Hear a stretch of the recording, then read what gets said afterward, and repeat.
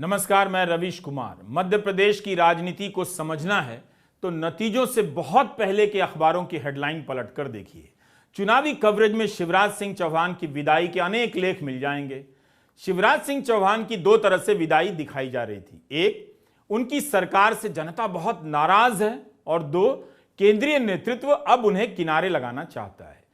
4 बार मुख्यमंत्री पद की शपथ लेने वाले शिवराज सिंह चौहान मुख्यमंत्री बनेंगे या नहीं, इसकी घोषणा अभी नहीं की गई है जिस वक्त मैं ये रिकॉर्ड कर रहा हूं। मीडिया इंटरव्यू में शिवराज सिंह चौहान ने मुख्यमंत्री का फैसला हमेशा केंद्रीय नेतृत्व पर छोड़ा। चुनावों के दौरान उन्होंने अशोक गहलोत की तरह कभी नहीं कहा कि मुख्यमंत्री का पद उन्हें नहीं छोड़ता है या वही मुख्यमंत्री हैं। अशोक गहलोत हार गए।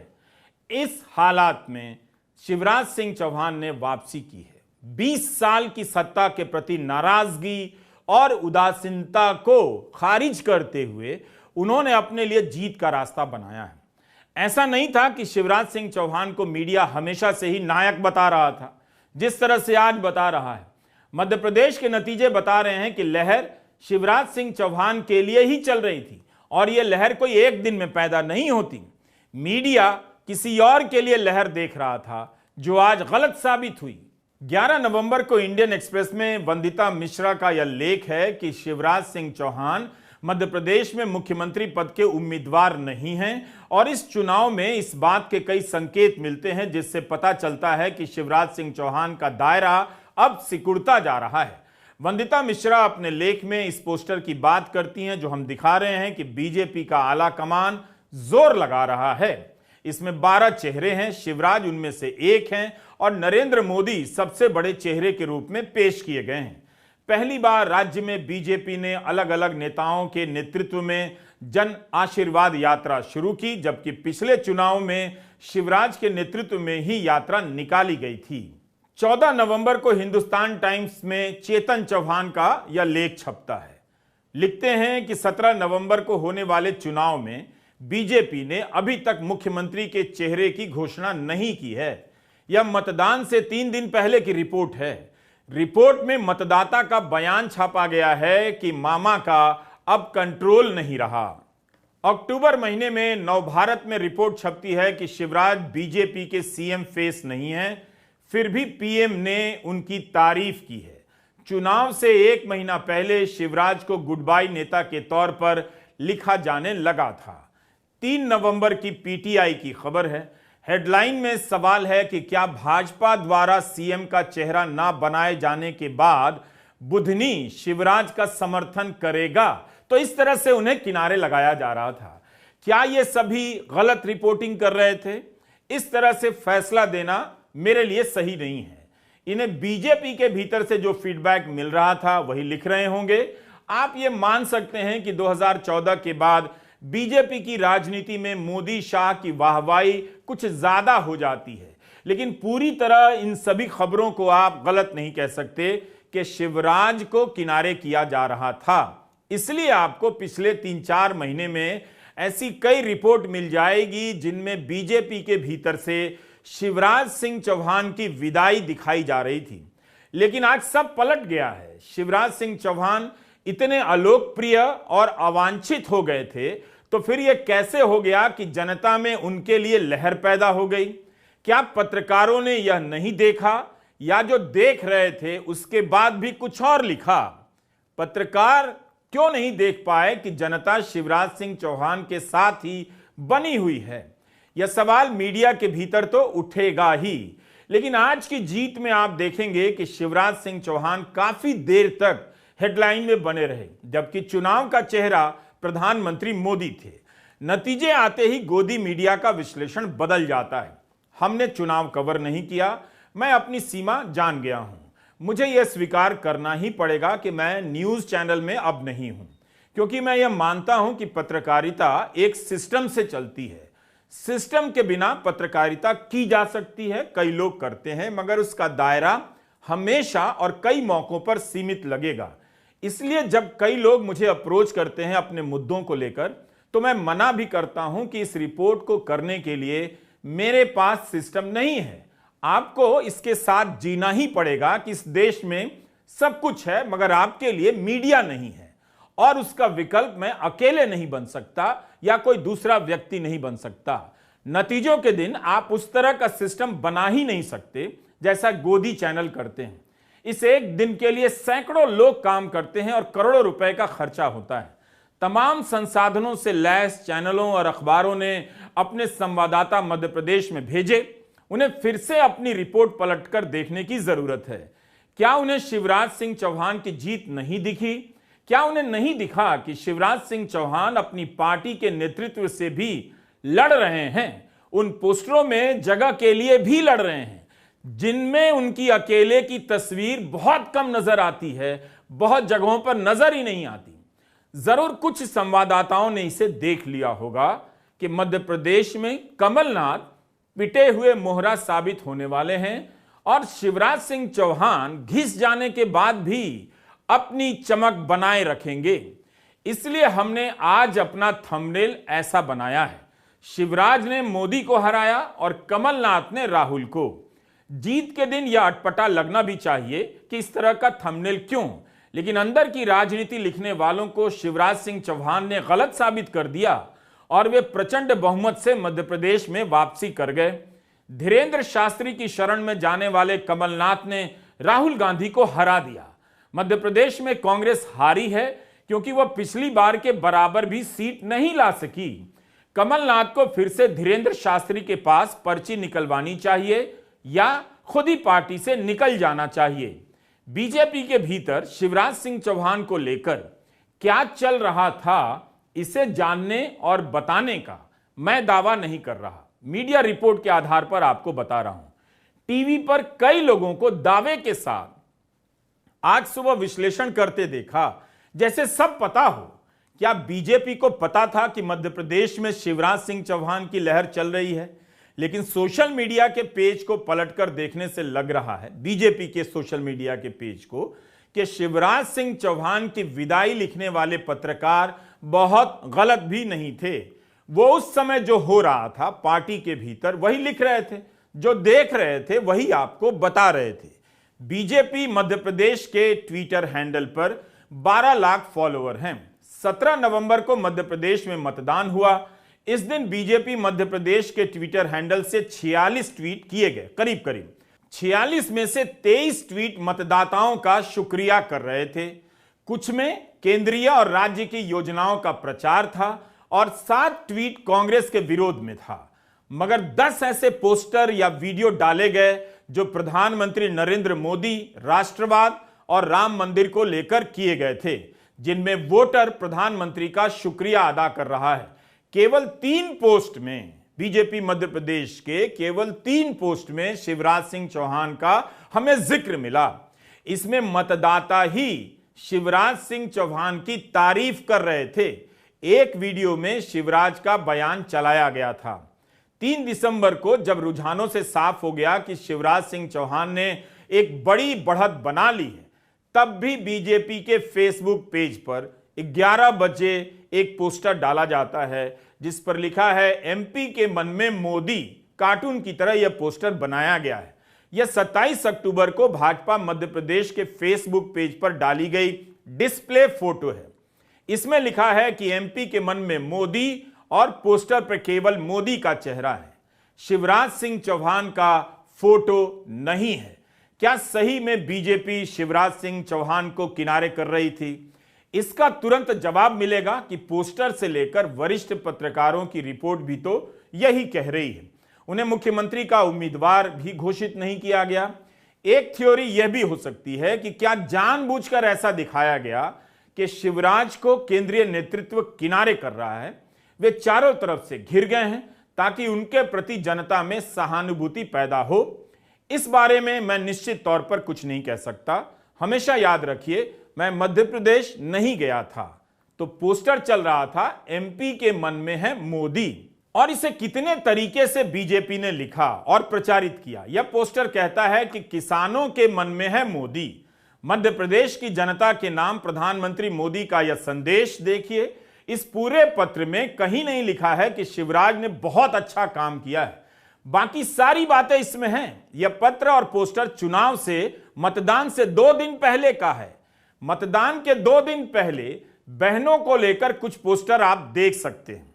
इस पोस्टर पर लिखा है कि बहनों का भरोसा भाजपा सरकार। इस पोस्टर में महिलाओं के कई हितों की बात की गई है। जनधन योजना की बात है, उज्ज्वला की बात है, मगर लाडली बहन योजना की बात ही नहीं है। इस पोस्टर में 12 नेताओं की तस्वीरें हैं, जिसमें मोदी सबसे आगे और प्रमुख हैं। 15 नवंबर को लाडली बहना का एक पोस्टर जारी होता है। इसमें लिखा है कि मोदी की गारंटी, भाजपा का भरोसा, लाडली बहनों को आर्थिक मदद के साथ मिलेगा पक्का मकान। इसके अंदर भी 12 नेताओं की तस्वीरें हैं। सबसे प्रमुख और आगे प्रधानमंत्री नरेंद्र मोदी हैं। 15 नवंबर का एक और पोस्टर आप देखिए, नारी शक्ति के लिए वरदान बनी भाजपा सरकार।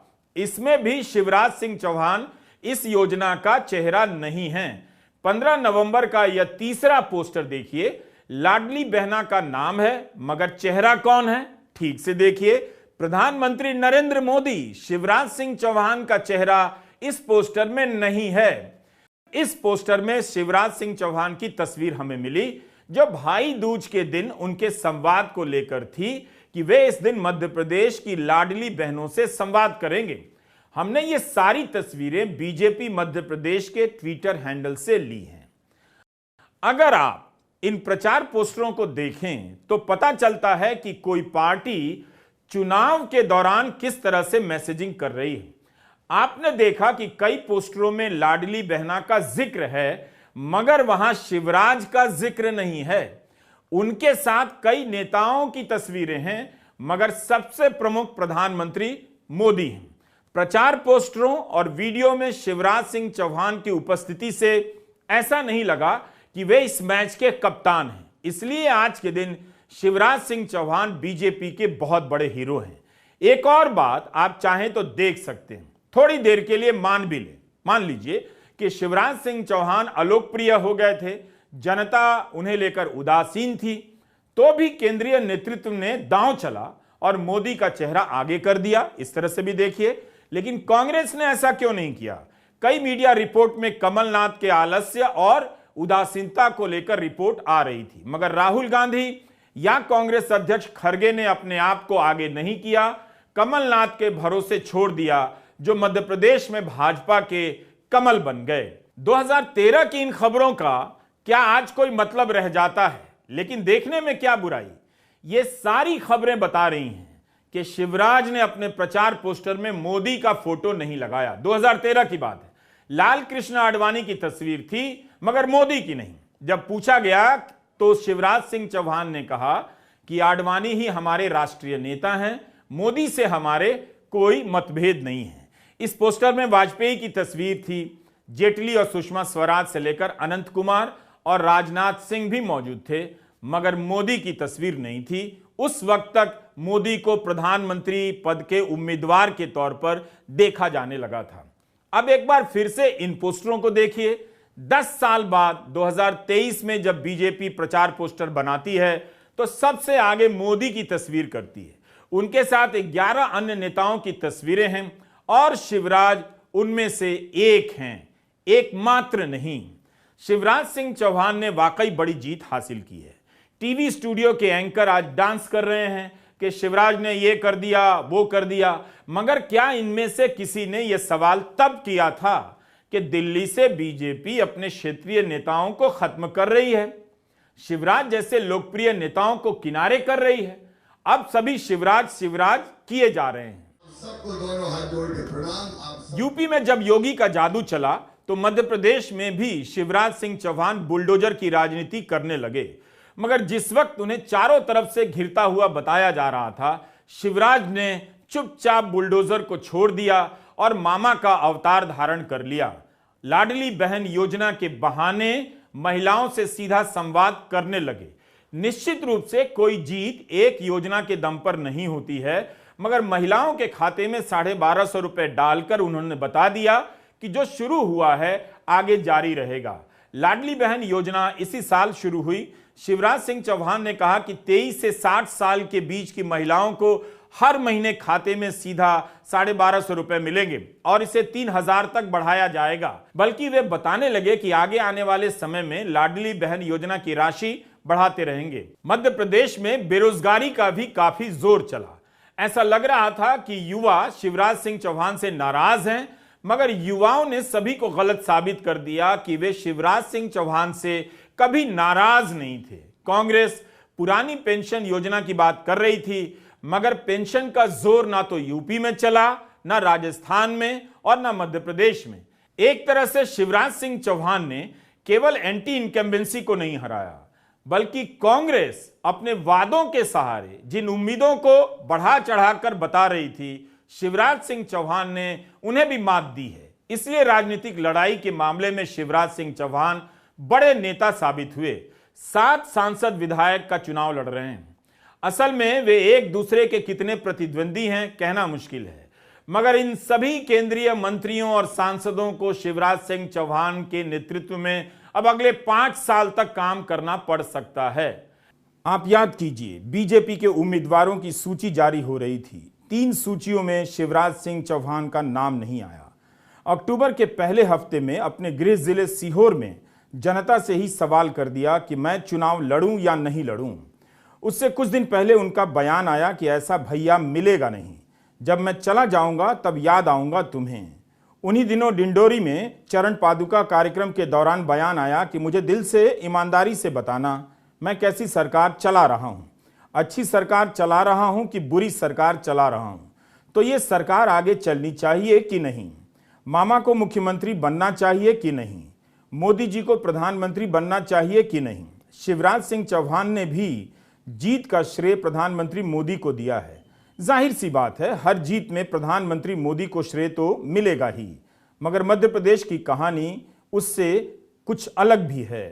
सोशल मीडिया के मेरे मित्रों, पूरे कैंपेन के दौरान आपका जो प्यार, सहयोग और स्नेह मिला वो अद्भुत था, अभूतपूर्व था।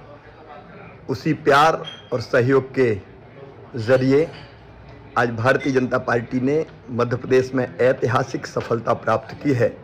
आपका ये प्रेम और स्नेह बना रहे। मैं आपको ये विश्वास दिलाता हूँ कि आपकी अपेक्षाओं पर हम खरा उतरेंगे और प्रदेश की जनता की बेहतर सेवा करेंगे। आप सबको बहुत बहुत धन्यवाद। आज भी बीजेपी एमपी के ट्विटर हैंडल पर जीत के नायक प्रधानमंत्री मोदी ही हैं, शिवराज सिंह चौहान नहीं हैं। हम सिर्फ एक सैंपल और कम्युनिकेशन के आधार पर आपसे बात कर रहे हैं। किसी ने ऐसा भी नहीं कहा कि शिवराज सिंह चौहान शपथ नहीं लेंगे, तो मानकर ही चलना चाहिए कि शिवराज सिंह चौहान ही मुख्यमंत्री बनने जा रहे हैं और पार्टी में उनके प्रतिद्वंदियों को अब अपने इस सपने को छोड़ देना पड़ेगा। लेकिन हमें यह नहीं भूलना चाहिए कि बीजेपी ने यह चुनाव मोदी के चेहरे पर ही लड़ा। छत्तीसगढ़ में भी, राजस्थान, मध्य प्रदेश और तेलंगाना में भी यहां किसी को मुख्यमंत्री का चेहरा नहीं बनाया गया। मिजोरम में तो प्रधानमंत्री मोदी प्रचार के लिए गए ही नहीं।